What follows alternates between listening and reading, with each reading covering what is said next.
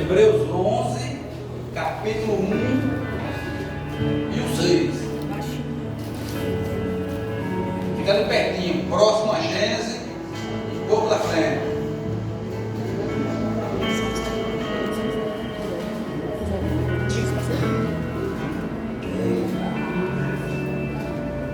Amém? Amém. Amém mesmo? Amém. Pronto. Hebreus 11, capítulo 1, que diz o seguinte: ora, a fé é a certeza das coisas que se esperam, a convicção de fatos que se não veem.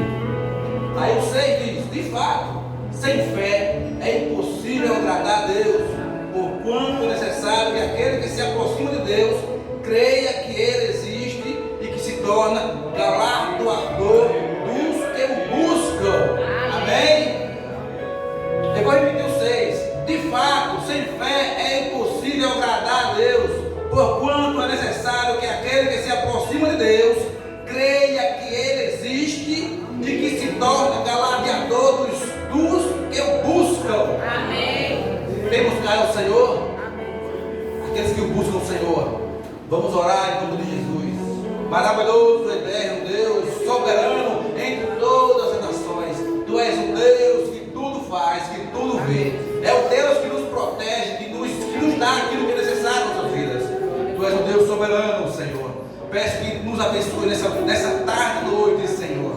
Que eu me esvazie de mim cada vez mais, Senhor, para que o Senhor cresça, cresça, cresça, cresça, cresça, cresça, cresça, cresça, cresça em nome de Jesus. Assim eu te agradeço, Senhor, de que teu povo, Senhor, que está aqui estás, possa ouvir a tua voz e possa ter fé, uma fé genuína, Senhor, que provém do Senhor. Amém? Poder citar? Agora feche o livro de Hebreus e abra o livro de Lucas. Lucas 7. Vamos falar um pouco de fé. A fé, palavra de Deus. Fazer igual a irmã Maria sempre fala, quando chega aqui a perna treme, né? Dá vontade de pegar água aqui e só se joga aqui, né? Se molhar todo de água, para poder passar o nervosismo. Mas, abrindo Lucas 7, uma passagem bem conhecida, na qual vamos trabalhar hoje, em nome de Jesus.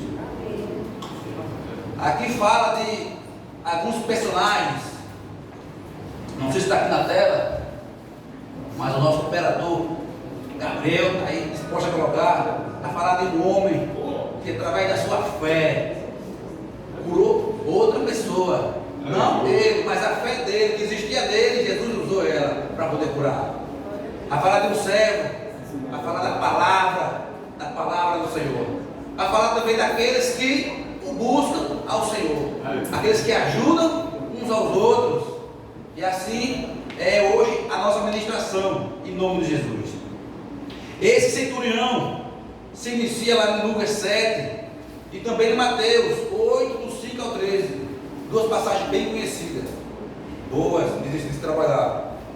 Irmãos, mas eu vou ficar com o Lucas 7, que ele é mais específico, porque o Mateus ele é mais reduzido a essa passagem. Já Lucas 7, ele é mais específico e detalha mais alguns pontos. Logo no primeiro capítulo, mais uma vez, o nosso mestre Jesus se encontra em Cafarnaum. Cafarnaum era a trajeto do nosso mestre. Lá ele fez muitas maravilhas. E uma delas é da qual nós iremos falar agora, em nome de Jesus. Um centurião e um servo, na qual um amava muito ao outro. A Bíblia era bem clara que ele tinha uma estima muito grande por um servo. Servo já diz tudo, né? Poucas regalias.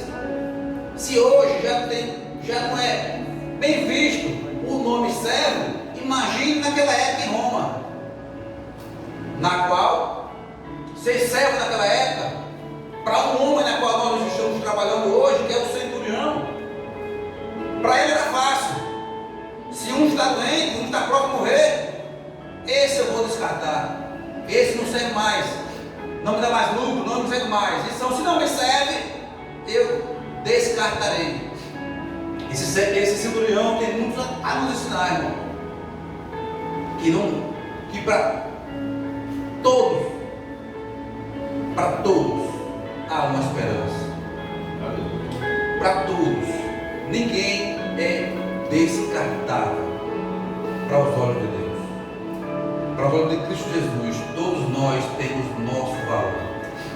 Mesmo que muitos falem para nós mesmos que nós não temos valor, não servimos para nada. O que você faz, qualquer um faz. Não importa.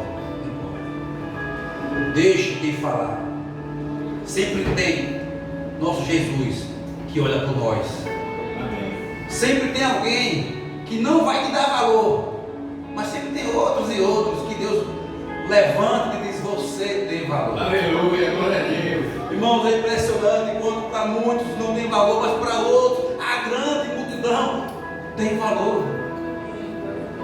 Pode observar, para derrubar muitos, para levantar é poucos. Mas melhor estar perto de poucos do que muitos. Aleluia, glória a Deus. Até porque no grande dia, poucos proporcionalmente aos que vão ficar, se torna pouco. Sempre um pouco para Deus é muito. Aleluia. Um pouco para Deus se torna sem limite. E assim é essa história desse homem, que por ser centurião, já diz tudo.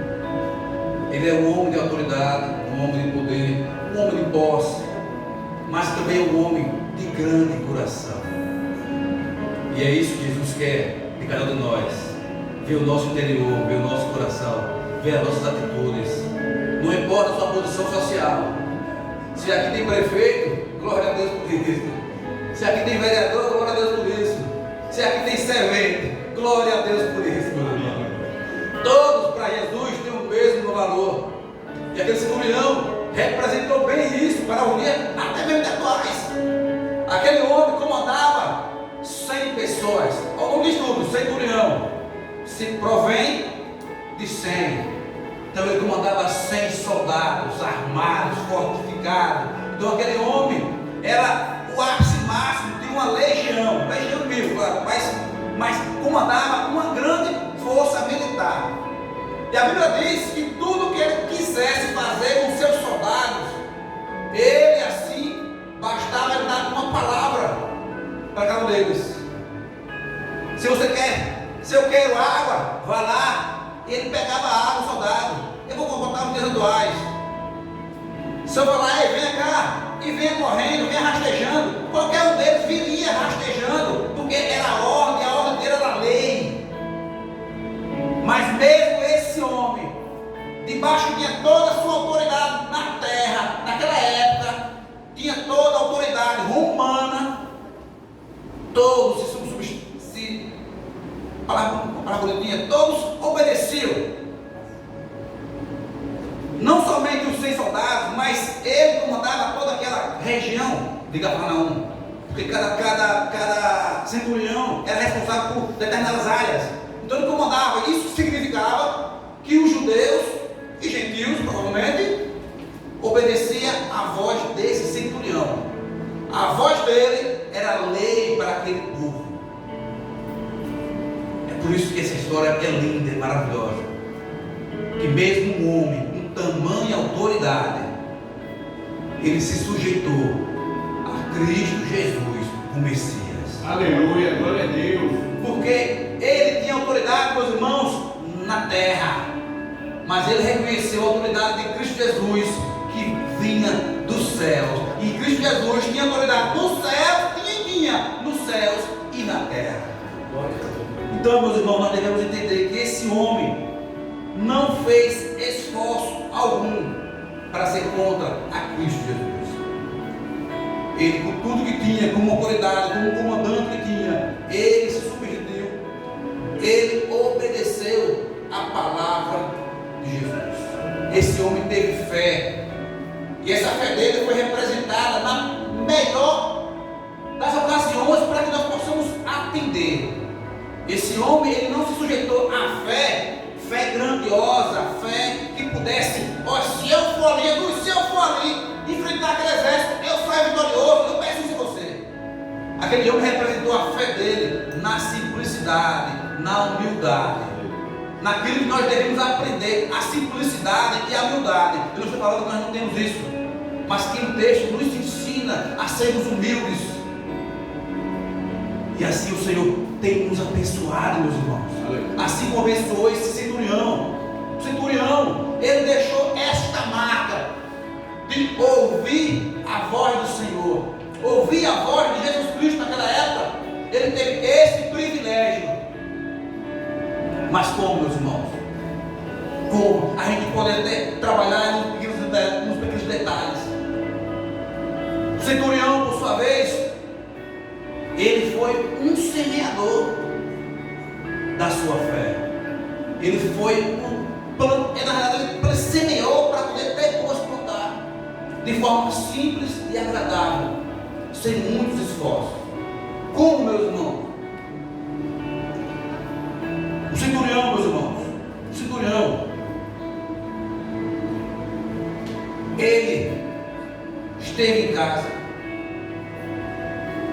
percebeu o servo doente, próximo de morrer, mas ele ouviu falar, no capítulo 3, ouviu falar de Jesus, que está presente na cidade. E agora é o detalhe: ele não saiu da sua casa.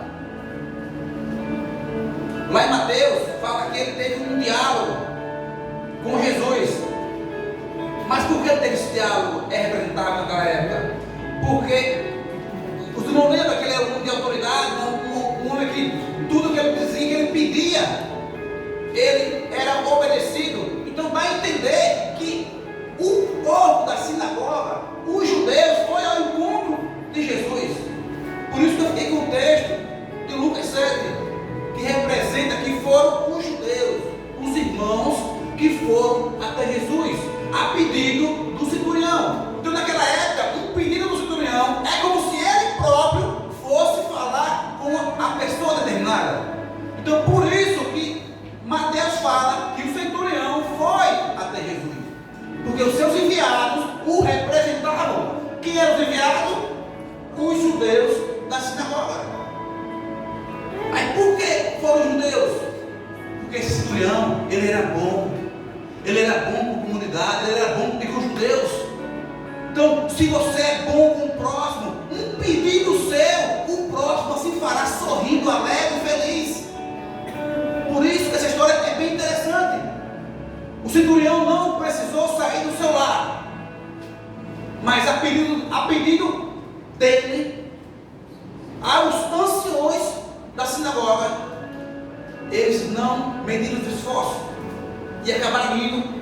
Não, se você está impedindo, em outras palavras, você está impedindo para poder receber a cura, pedir não por você, mas pelo teu servo. Nós somos gratos pelo que você vem fazendo aqui na comunidade de Cafarnaum, pelo que você tem feito pelo povo de Cafarnaum e por nós mesmos, porque você é um homem bom.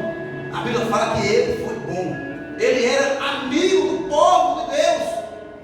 Aí, se você é amigo do povo de Deus, o Senhor, você representa quem? O centurião em levar o recado, mas nós hoje representamos a Cristo aqui na terra. Aleluia. E se você é bom com o próximo, meus irmãos, o homem de Deus não volta com a palavra vazia.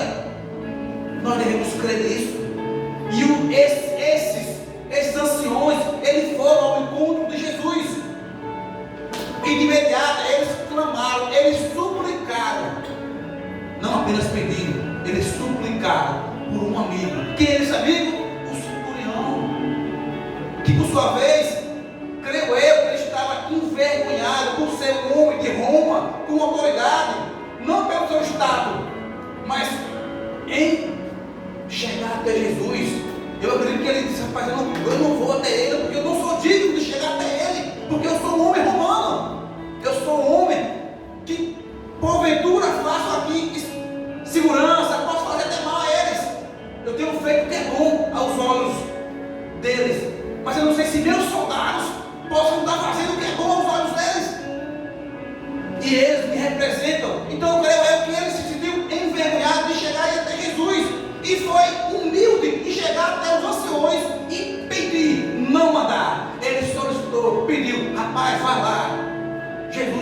comunidade. O meu servo está prestes a morrer. E eu amo o meu servo. Eu tenho um zelo pelo meu servo. Então eu minha fé é necessária para que você vá lá para Jesus e peça a Ele que cure o meu servo.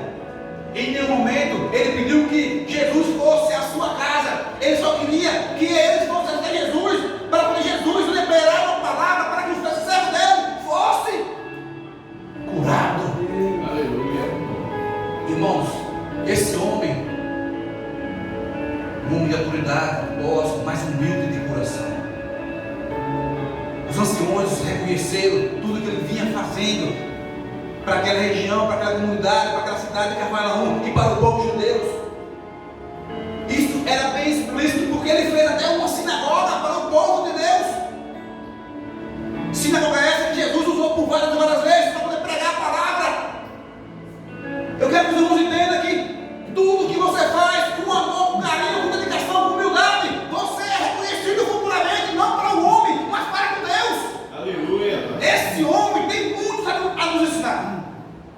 A história todo mundo já sabe. Mas os anciãos chegaram lá, suplicaram, pediram, clamaram a Jesus: Jesus, vamos até a casa do centurião, porque lá se encontra um homem enfermo. Jesus, meus irmãos, não passou por ali à toa. Nesse momento, ele sabia do que iria fazer. Mas sim, Jesus quer a atitude do ser humano que vá, sai de onde você está e vá ao encontro dele, para que ele possa liberar a palavra do Senhor. E esses homens suplicaram, mas Jesus em momento nenhum falou que não ia. Vamos lá na casa dele. E assim foi feito. Partiram todos eles. Creio eu que alegres, vamos atender ao centurião, porque era um bom. Os anciões, eu creio que está cantando ali por dentro: rapaz, conseguimos levar o mestre para a casa dele, vamos levar ele, porque lá a cura vai ser feita. E se ele era bom, será melhor ainda para nós. Isso os anciões. Mas a Bíblia diz que quando ele vai chegando na casa do centurião, o centurião mais uma vez manda alguém ao encontro deles. Chegando próximo da casa, esse homem não se achou digno de receber o nosso Salvador na casa dele, meus irmãos. Por tudo isso nós falamos, nós não sabemos, mas creio eu que seria por causa que ele tinha a posição dele, que era um homem de Roma, e talvez por muitos seus soldados possam estar oprimindo o povo dele, e ele podia estar, eu, como representante, de repente, eu fiz tanto mal a eles de forma indireta, eu receber o Cristo na minha casa, porque esse homem já acreditava e cria em Jesus Cristo amado. E quando ele viu o enviado dele para o encontro de Jesus e os anciões, chegando lá, a Bíblia diz: eita, para aí.